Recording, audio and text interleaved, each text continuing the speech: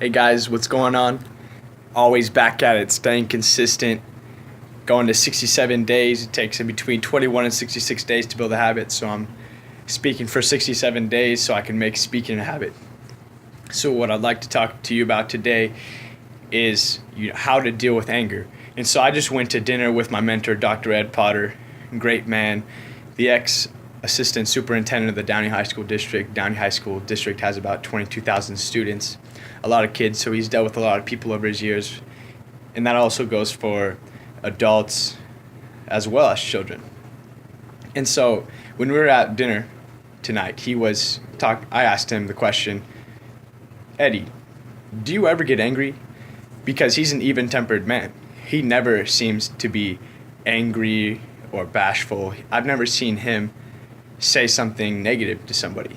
That's just the kind of guy he is. He's never going to say something that would hurt your feelings. And so what he said to me is, yes, of course, I get angry. But as I just said, he's a very even-tempered man. He maintains that. And so it's not that he holds it in. How he sees it is that in the grand scheme of things, is this going to make a huge difference on my life? This one small thing, is that really going to make the difference? Is that like, wow, like this one thing?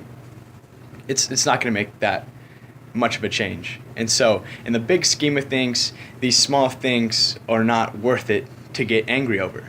It's not worth your time, your energy, your glucose in your mind to deal with all these small things and get upset over them.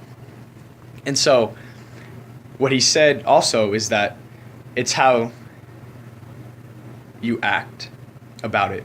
It's how you respond to it. It's how you deal with it. That's what he told me. And so now you want to see how you can deal with it in the most beneficial way for you. So maybe that is accepting it for you, or it's dealing with the problem. When I read The Power of Now by Eckhart Tolle, he said there's two ways to dealing with the problem. You either accept it or you deal with it. And so when you're dealing with anger, it's not to act out on it. Sometimes it may be best to accept the problem and then move on from there. And so then it's how you respond to it. And that's exactly, you need to deal with it up front, or you need to sit back and accept it.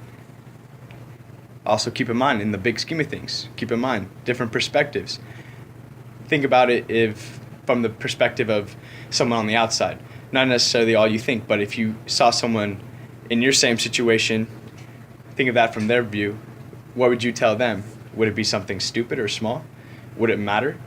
Would you tell them that you need to calm down? And so you must take these things into consideration. So there's 4 things that my mentor said. It's how you act on it. It's how you respond to it. It's how you deal with it. And in the grand scheme of things, does it matter? And so he also told me to pass it on. So this is me passing on the knowledge. This is the knowledge society. We pass on what we learn. We teach other people about it. That's me retaining the information 56% better by teaching it to someone else, what I just learned. But it's also helping other people, making a difference, making an impact on these other lives. And that's living the authentic life while impacting other people. That's how you gain happiness. That's the good life. That's the health, wealth, love, happiness principles. So pass it on. If you see someone angry, tell them. It's not necessarily, you don't necessarily have to act out. It's how you respond to it. It's how you deal with it. And in the grand scheme of things, does it matter?